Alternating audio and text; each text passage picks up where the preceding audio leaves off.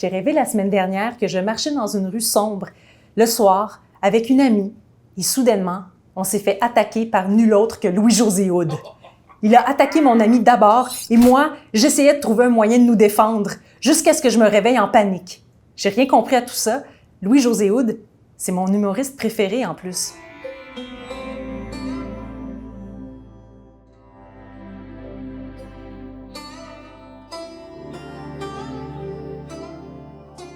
Not a huge believer in the global warming. La nuit passée, j'ai rêvé que je disais à Donald Trump que je l'aimais et qu'il était un être humain valide. Puis, il s'est mis à essayer de zigner sur moi.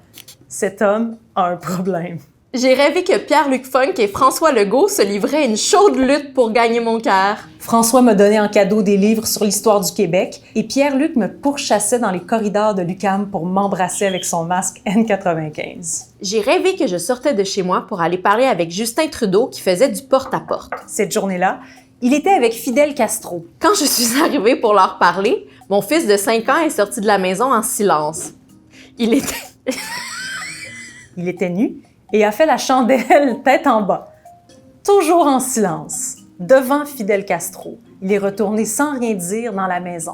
C'est tellement wrong. J'ai jasé avec une amie en face de mon appartement. Puis, je suis rentrée chez moi et j'ai appelé les policiers pour m'auto-dénoncer car je n'avais pas respecté la distanciation en lui parlant.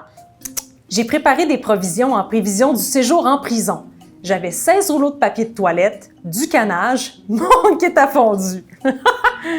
En attendant l'arrestation, Marguerite Blais a sonné à ma porte et voulait me vendre des masques chirurgicaux. J'ai refusé en lui disant que de toute façon, j'allais être isolée dans une cellule. Là, les policiers sont arrivés, mais au lieu de m'arrêter moi, ils ont arrêté Marguerite parce qu'il me parlait trop proche. J'étais en maudit parce que j'avais comme une liste d'attente d'arrestation et elle m'avait volé mon tour et mon nom retombait en bas de la liste. Maudit, je ferai pas de prison ce mois-ci. Je suivais ma meilleure amie dans les rues de Vérone, la ville de Roméo et Juliette, et Zeus voulait tuer tout le monde.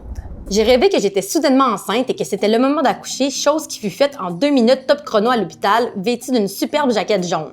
À la maison, rien n'était prêt.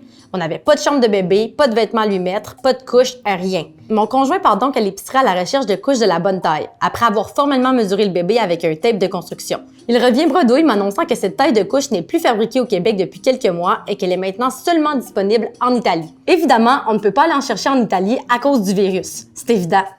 Ma blonde allait accoucher, mais les hôpitaux du Québec étaient pleins. On nous a alors envoyés en Concorde, en Angleterre. Arrivés là-bas, on était placés dans une grande salle. Tout le monde avait un beau bébé en santé.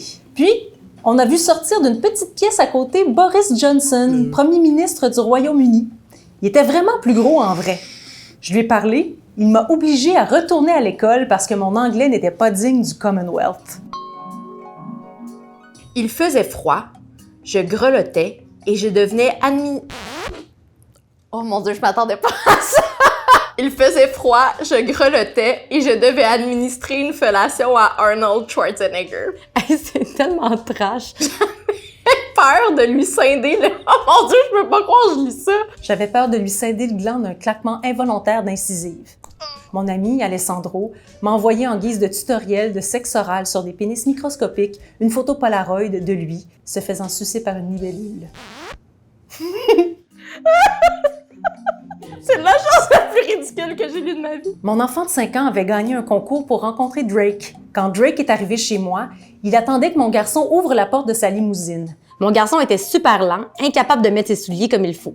Drake s'est impatienté, est sorti et a enlevé son capuchon. Drake était en fait un Ontarien blanc super nerd à barbe molle portant un wife beater. Drake avait rien prévu comme journée avec les gagnants. Il a donc fallu que j'organise des activités, mais j'avais juste des idées poches, comme du bricolage avec des boîtes de Kleenex. J'avais bien hâte que Drake... Chris. Je suis pas capable de dire quoi. J'avais bien hâte que Drake crisse son camp, puis j'étais tellement déçue de la personne qu'il était.